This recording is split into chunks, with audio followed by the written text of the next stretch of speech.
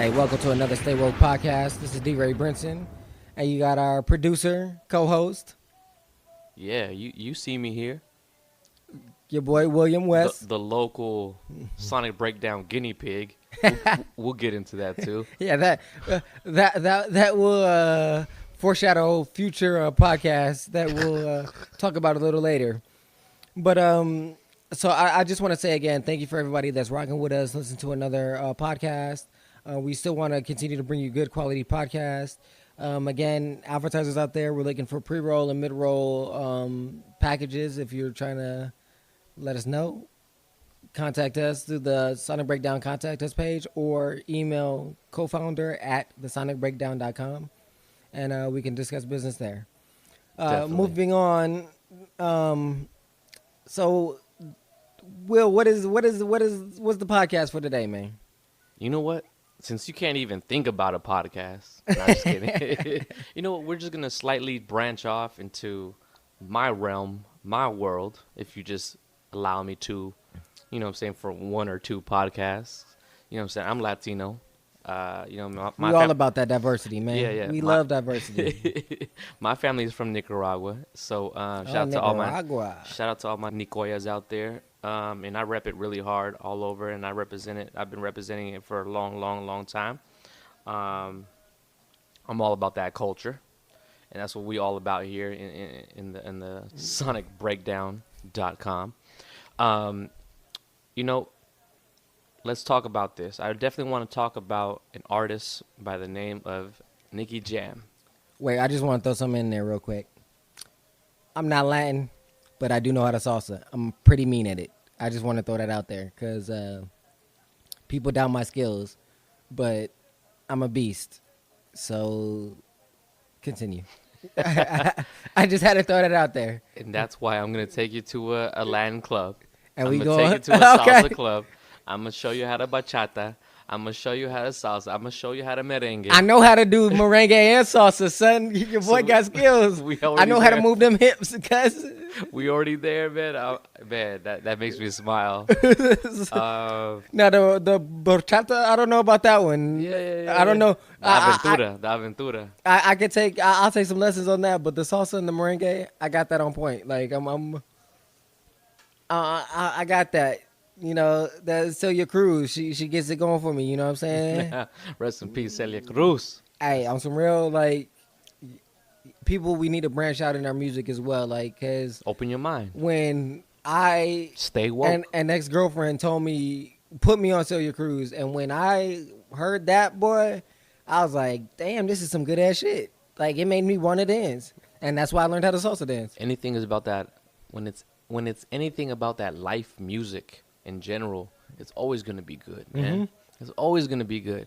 That's real. So I just want to throw that out there in case, you know, people be doubting. That's why I feel qualified to be involved in this conversation. You look lightweight Dominican. I've been called that before. Puerto Rican. It's cool. Cuban. Exactly. So again, I love the Latin music.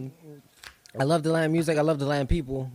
Like I tell everybody, the best trip I've ever been to was when I went to Spain. Like, ooh, hands down. But let's get back to the music. I'm sorry for going off on a tangent.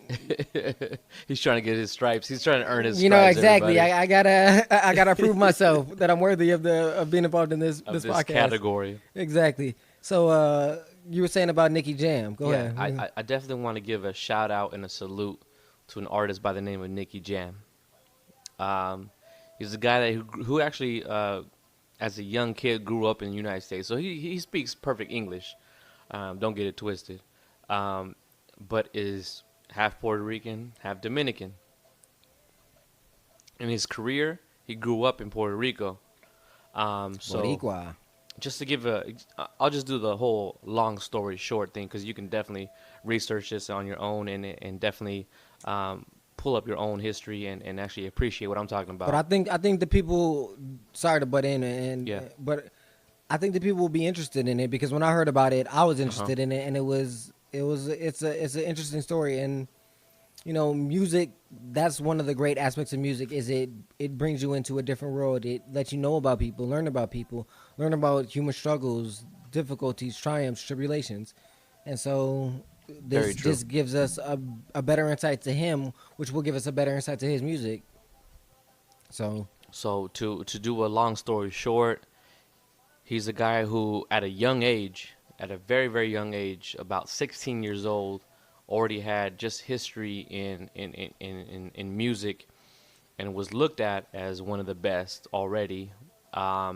He was founded by just simply rapping as a grocery clerk. That's one of the first jobs I actually had. My first job was actually a grocery clerk. I was a bagger.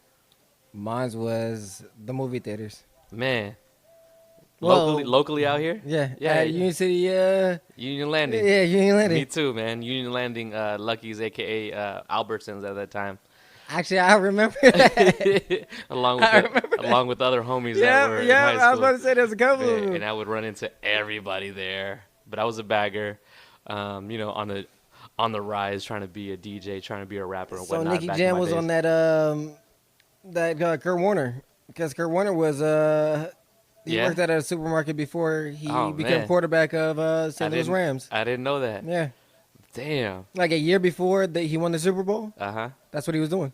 Damn, I didn't know that. That's Yeah. crazy. So like, hey, I was a bagger, and he says, he said himself that while he was bagging up groceries, he would just randomly rap. And that's what you do when you're from the hood and you're passionate. and you're passionate about your passion, about your hobbies, and he's just rapping, and then somebody actually just found him, pointing him into the right direction, ended up getting into his management at some young age. But long story short, he grew up in the hood. He rapped, he ciphered, he did all that in the Latin scene, and then he came up with who we know as Daddy Yankee today. Him and Daddy Yankee were on the same caliber of just lyricism. Came up together. Then over time, one person was exceeding further than the other. Daddy Yankee actually ended up, being more of a superstar. He hit harder. His star rose ascended a little faster than Yeah. Nicky Jam's, Yeah. and some jealousy and some envy was And bred as a result. At a young age, who knows who's going through a person's mind? Only he knows. But he fell off. He got into some beef. He was throwing shots at him. Everybody that he came up with started outcasting him. So he's on his own now. In the middle of that, he's just going through a lot of drama in life, a lot of depression, and depression is real across the board. If you're an artist, just to let you know, if you're an artist, depression is real. Hip hop knows about it. Jay spoke about it in Hollywood when he says fame Man. is the most addicting drug. Like, yeah, on some real, this shit's like, crazy. and especially the level of It's no stardom joke. that is attainable at this point because the world is so small as a result of social media. Like that, You're not. it has a psychological effect on people, and people can't take it or underestimate how it can affect people. Yeah, you can be a celebrity, you can be an actor, you can be a rapper, you can be a singer, you can be in country, you can be An athlete, even, athlete. you know what I'm saying? Across the board, that shit is real. And Actor. and they're not going through the proper kind of recommendations. You don't go to a doctor. You go to drugs. You Yeah. go to yourself. You bottle it in. Yeah, God you forbid- lash God out on other forbid. people in Yeah. certain situations. God forbid you're going through the darkest of times, then you resort to suicide and whatnot. But aside from that, he was going through the drugs thing. He was going through the dealing with drama and just life in general. He was outcasted, and just mind you that he was on top, being on top, and then you just being forgotten. That can put you through a whole spiral of things. Not knowing how to manage your money at a young age, not knowing how to handle your next meal, not knowing how to handle your next job, your next show, next song, whatever it may be, man. Just drama. Fast forward into, a few years later, he takes his last dollars and moves to Colombia, and Colombia accepts him like he never left. So that's like a fresh breath in itself, where a new home, and yeah, in essence, away from home. Yeah, away from home, a new home, new scenery, new people to work with, A but fresh breath of air, you know what I'm saying? yeah, In essence, new beginnings. And people are hitting him up like, yo, do this song. Yo, do this song from back in the days. Yo, do this. Hey, yo, let me book you for this show. And things just kind of just started building up, where he was like, yo, I'm gonna do my thing out here, and hopefully things pop off. So Colombia in itself, if you don't know about it, is a country where you can actually live off of being a local artist, and not only a local artist, a national artist. So let's just think about it here in the U.S. If you go from coast to coast, you from the West Coast, and you go coast to coast, and you're nationally known, that's big in itself as well. So if you're nationally known in Colombia, though, man, you can live off of that, and you can stay in your little house or live off the fat of the land. But I think that's be a superstar. But I think that's a result of two things. One is the market in the U.S. is so saturated. Yeah. And the market in Colombia is rocking with that idea. Exactly. It's on the precipice of what the demand is so high, and the talent that's being exposed or being able to be reached by the masses is so few that, like you said, you can sustain yourself just on that country alone. And the type of music that is just accepted. Exactly. The people are passionate and rocking with it. If you're making really good music, you're singing your heart out, you're doing your thing, you're making people dance, people are gonna rock with that, and that's just what they're gonna gravitate to, and they love it. And those are the loyal fans as well. And it's they loyal, rock with it's you. Real. They're gonna rock with you until you gotta fuck up, in essence. Like okay, like, but if you're consistent, you gotta mess that up. You gotta mess that situation up. You gotta mess that yourself, like, and you almost has to be to the point of like purposely, like, you know what, I don't want to do this anymore, like it's that type of thing. So I just wanted to add that in because I think that is a component in why those dynamics that you're describing are the way that they are. Very, very true. Then fast forward to now, he actually said to himself that, hey, man, I started popping off nationally with a little small song that I really didn't really care about, but it made through the masses, and they ate it up, and they love it. And then now, when you do that, you bring up your own price, because he actually ended up being smart, working with some new people, and Colombians are known to be business people. He lives in Medellin, and people out there, the paisas, they know about business, so they taught him the ropes. He brought up his price. Now, going nationally within the country, going back to being worldwide, coming back to the U.S., coming back to Puerto Rico, coming back to Latin America, across the world, even Japan, Germany, you name it, man, Europe. You get that love back, man, that just brings it back full force to where he started from and where he actually wanted to be in general. Man, he gives it up to all his struggle. He gives it up to the Lord. Not to be preachy, but he gives it up to the Lord. He gives it up to everything that he prayed for. He humbled. You know what I'm saying? He's on his IG crying about being #1 in the billboards. Man, it's just... So he's appreciative. Super. He's appreciative because he understands the work that he put in, though. Yeah. And that's why, like... the struggle is real. And that's why I said when we were talking about ideas for podcasts, I was saying I think this is good because I think it shows people that, like, hard work and dedication does pay off.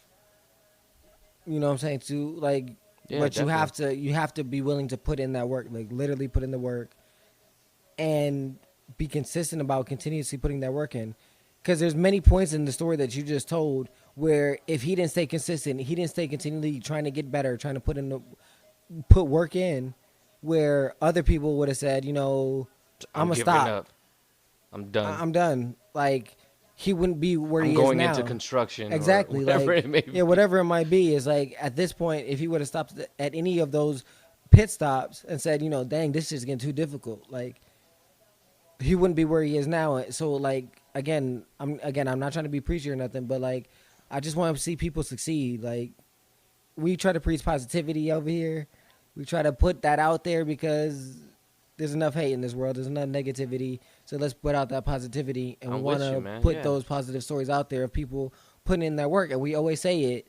We said it in the podcast with Joey Badass. We said it in the podcast about the female MCs, Rap City, Jean Grey, Remy Ma, Kendrick, J. Cole.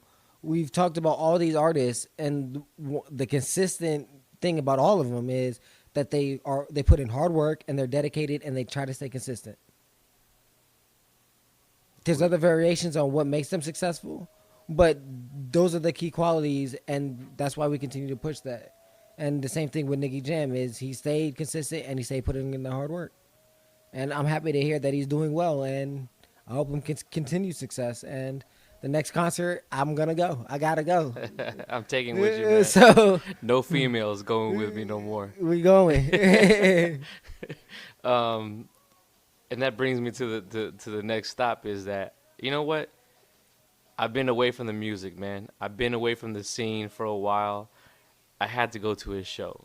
You know, a few days ago, it was his show, and I had to go. And when I went, man, I stepped into that building. It took me back to the time between 2004 and 2006. Let me set it up for you.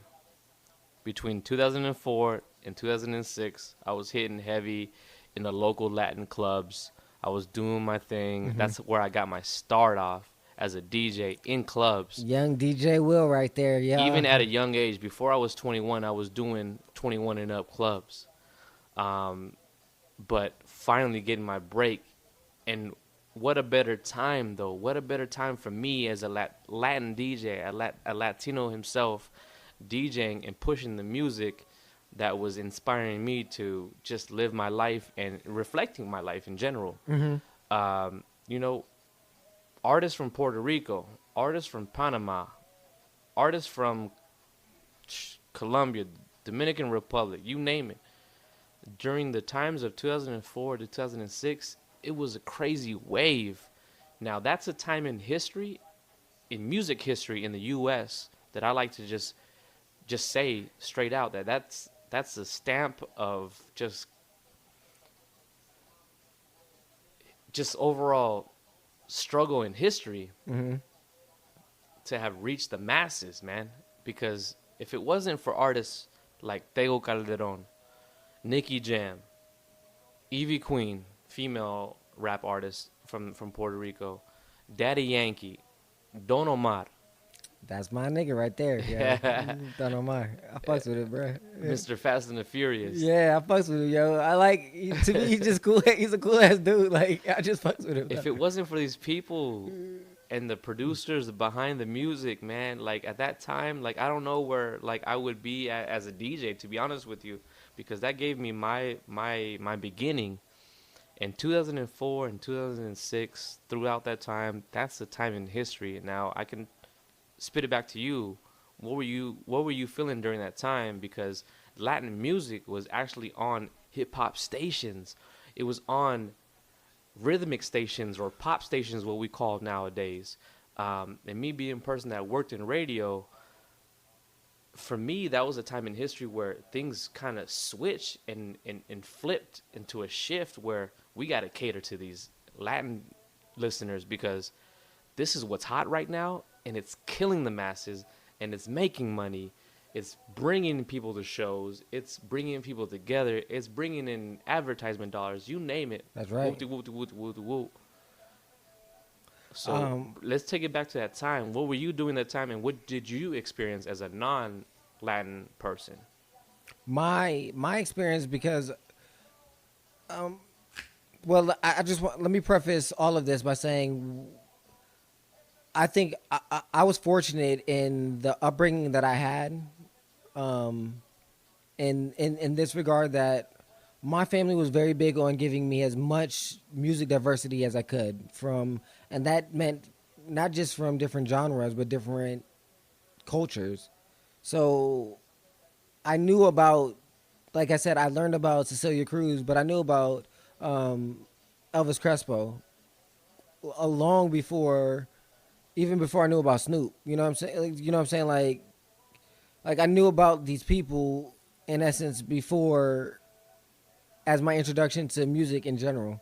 So I felt my diversity in music was already expanded, and I wasn't.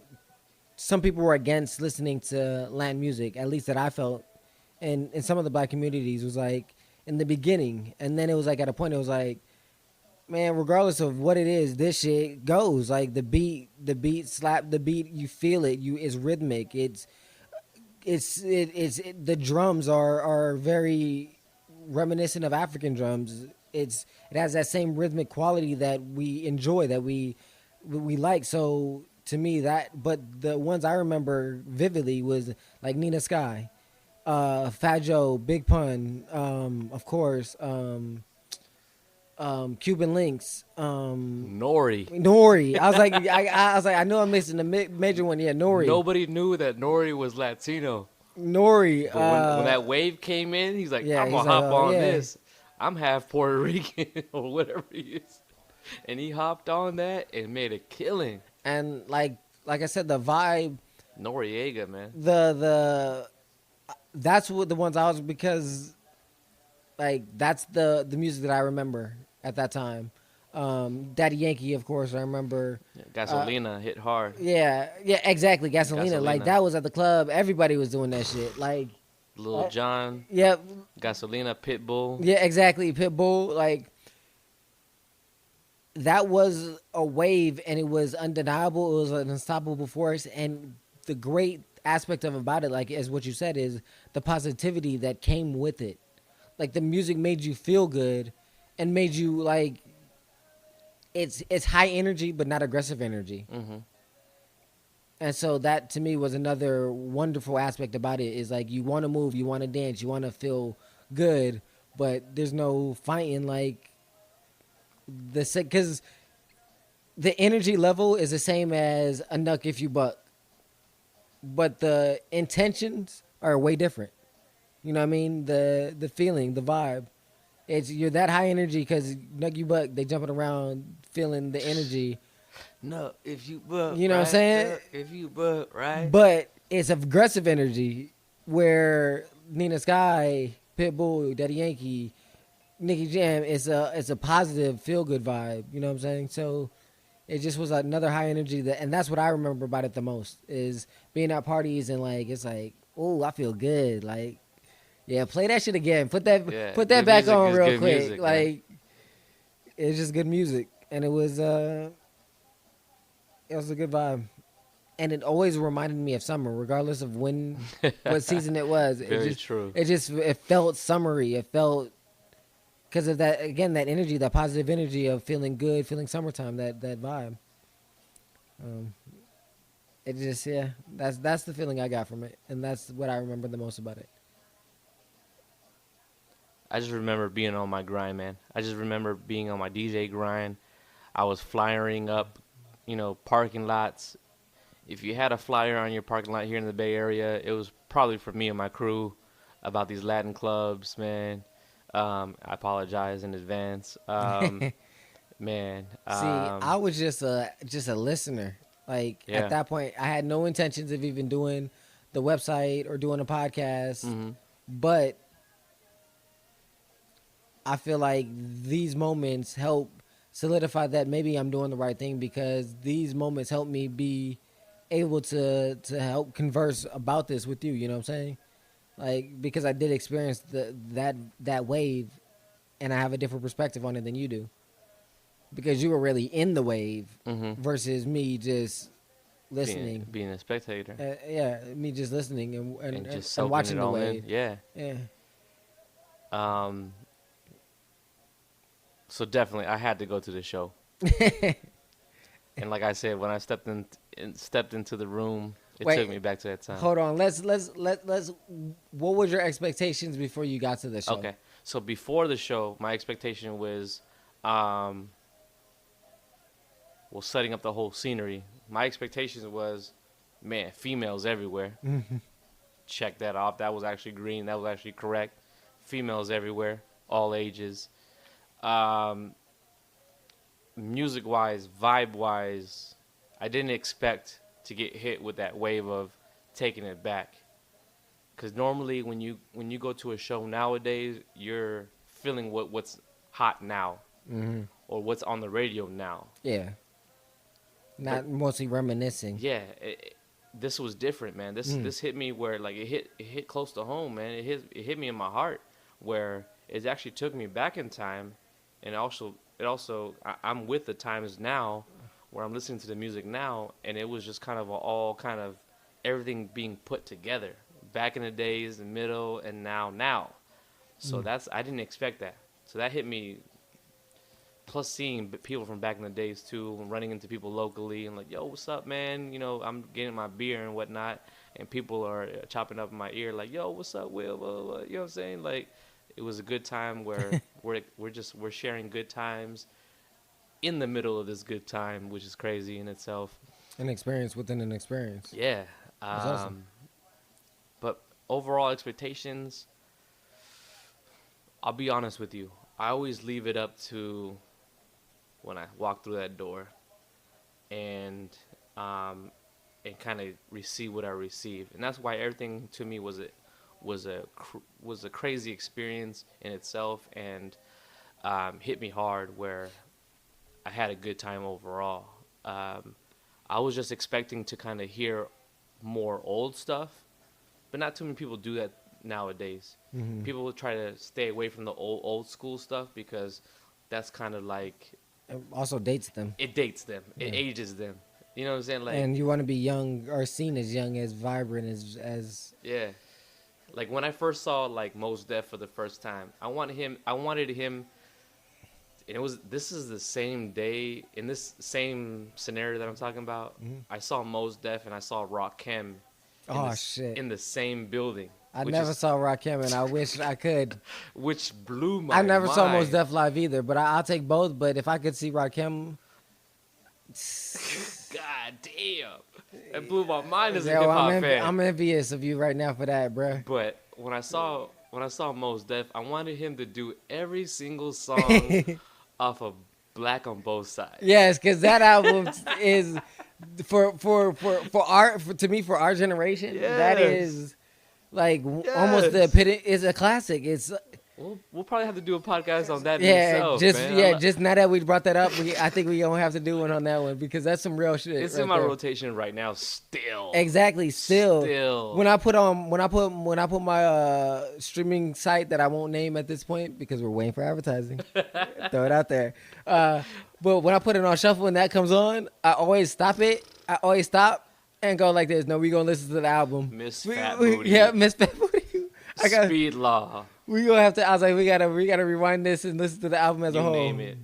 Mathematics. All the songs on that album. Mathematics goes. I just heard that actually. If you're an intelligent person, you understand mathematics. And that's a real song. But like that's how I feel. So as a fan, and I'm an OG fan, I want people to do the old school stuff. But I get it. You can't do too much old school stuff because you're gonna date yourself, and then all your little girl fans are gonna be like, I don't understand this.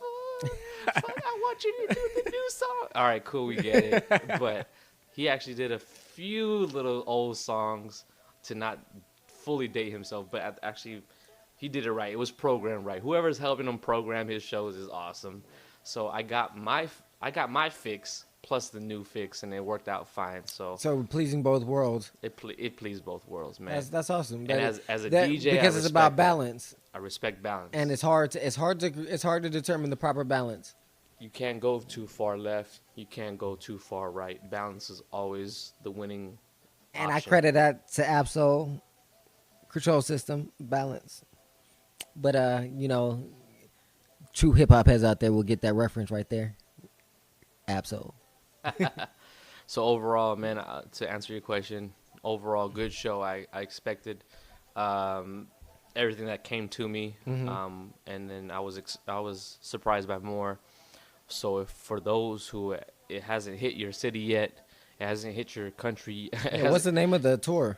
It's the Phoenix Tour. Yeah, so everybody out there, if you haven't checked out the Phoenix Tour, If you already like that type of music or you're even interested 2016. in it, you should give it a check. Check it out because, like I said, I'm gonna go to the next one that comes out here.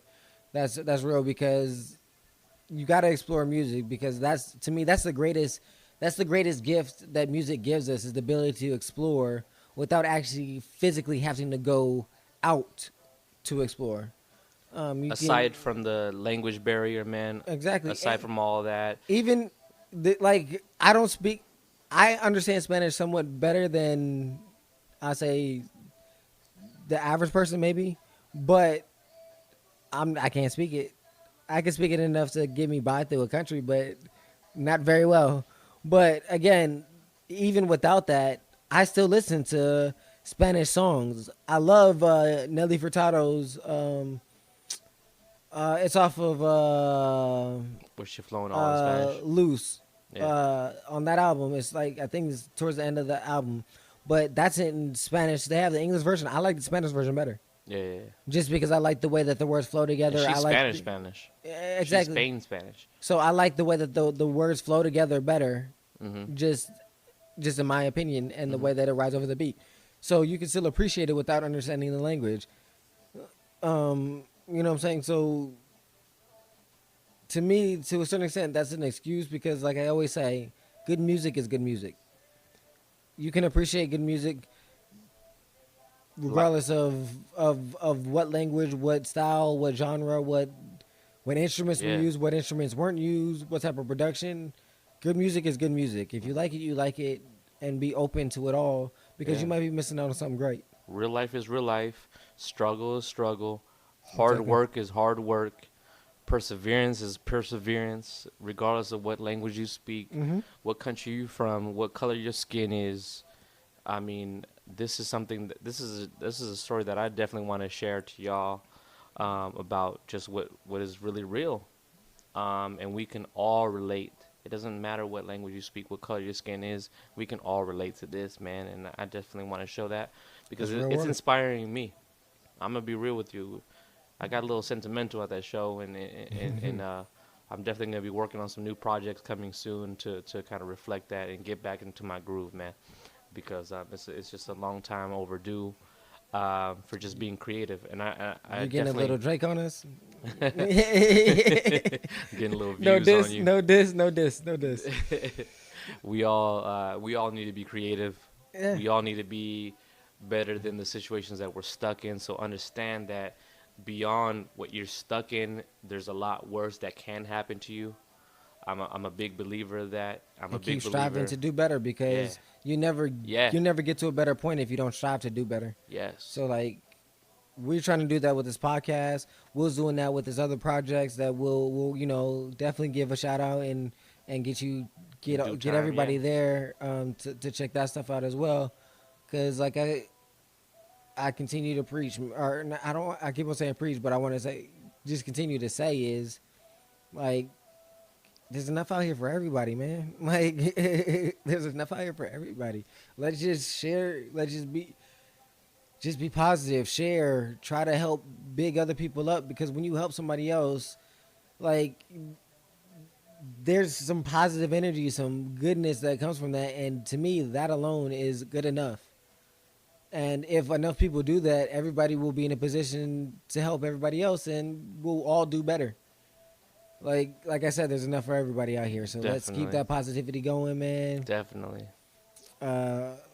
Thank you to Nicky Jam for inspiring and providing an example of persevering and struggle and getting through tribulations in life that could stop a lot of people, but he continued to push through.